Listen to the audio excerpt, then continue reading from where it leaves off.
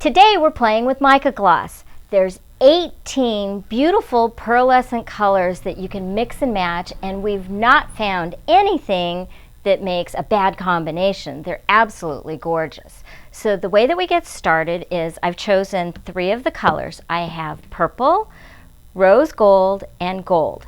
And I'm going to squeeze out about a dime-sized diameter of the ink. And one thing I forgot to tell you is you need to make sure that you shake these really good before you use them. And when you squeeze it out, you want this to be the consistency of maybe heavy cream. So I have the purple and then now the red here. And you can spread this out with your finger or you can use something like a brayer.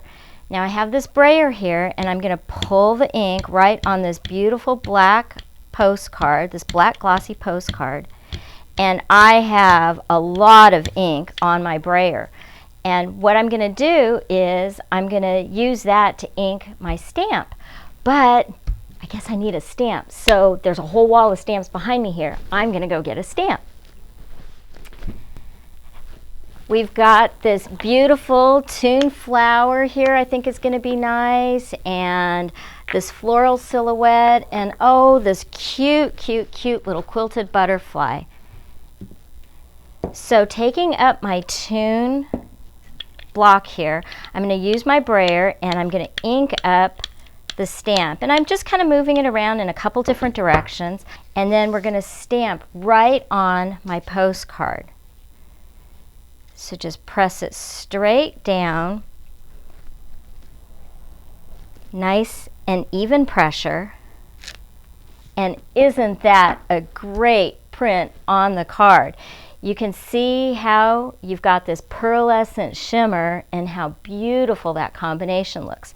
Now I'm going to set this aside and I'm going to let that dry, and let's go back to my original piece of paper here.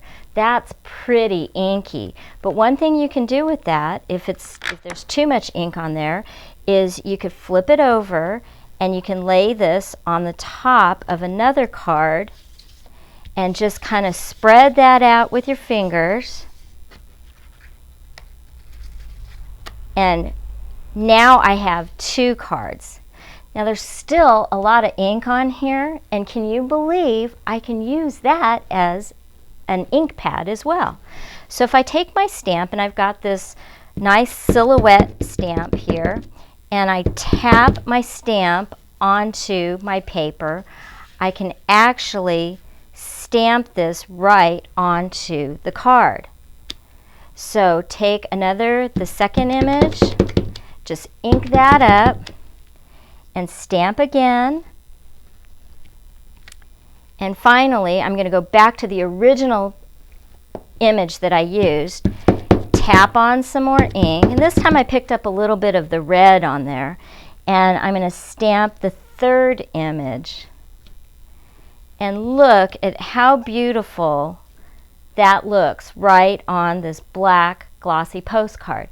This is going to take about a half an hour to dry, and if you're in a hurry like I usually am, you can take your heat gun and you can just turn it on and dry it with the heat.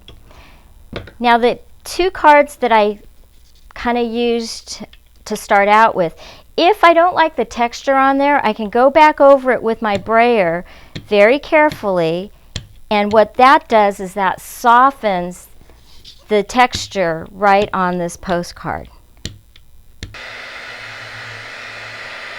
Now that my paper is dry, I'm going to stamp and emboss it with black ink and black embossing powder. So if I take my butterfly stamp here and I tap on some ink, and you want to make sure you get a nice coverage of ink on your stamp, then press it down firmly on the card, cover up your ink pad. That's really important because you don't want to get embossing powder on your pad.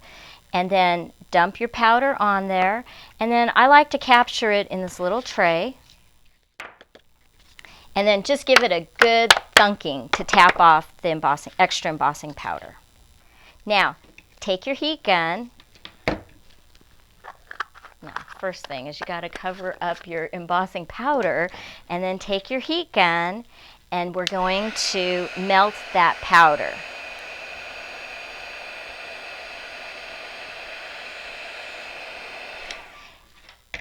Now once the powder's melted and my embossing powder is cool, now I can color it in with the Mica Gloss inks just like I'm using watercolor. So I'm going to take another black glossy postcard here and use that like a palette. Again, shake up my Mica Gloss inks, and I'm going to put a little bit of the purple out and a little bit of the rose gold, and finally a little bit of the gold. Just 3 small dots here. Then, using my water brush, I pick up some of that ink on the tip of the brush and then come into my butterfly here and just tap that color in. Look at how beautiful we've got this pearlescent sheen on the butterfly. And I'm going to pick up a little bit of the purple here and apply that to this other side. And even though I get a little bit of ink on top of the embossing, I can actually wipe that away in just a little while once it's dried, just a little bit. Tap off some of that excess ink and pick up the rose gold and apply that right where these leaves are. And continue to color. I'll continue to color this in. And then it just takes about another maybe 10 minutes to dry. If you want to speed up the drying, you can use your heat gun. So let me show you what the card looks like when it's completed. Now remember that first stamp that I used, the floral tune block, where I brayered the excess Mica Gloss ink off of the brayer and onto the stamp, and I stamped it on this matte coat postcard. Look at how beautiful those colors come out. And I wanted to show you, every time you use the Mica Gloss ink in the brayer, you're always going to get a surprise because you never know how those colors are going to blend. And it's always a little difficult to stamp that image perfectly in the center, so I cropped it and I mounted it right onto the card. Look at how great that looks. Now here is the card that we made using the postcard with the excess ink as the ink pad. And I used the Silhouette Floral Cube and I stamped that on this black glossy note card. Again, I trimmed it up and I mounted it onto the terracotta colored cardstock and this plum colored shimmer coat card. Finally, remember that butterfly that I stamped embossed? Look at how beautiful it looks watercolored. It just shimmers so great. And the other thing is, look at all this excess area that you have now that you can stamp and emboss or just use that as a background. This is what the card looks like when it's finished. I cut out the butterfly and I added a little bit of the paper cords, which is a metallic wrapped paper cord, just so that I have the little antenna for the butterfly. For this project, I used the rose gold, the purple, and the gold Mica Gloss inks.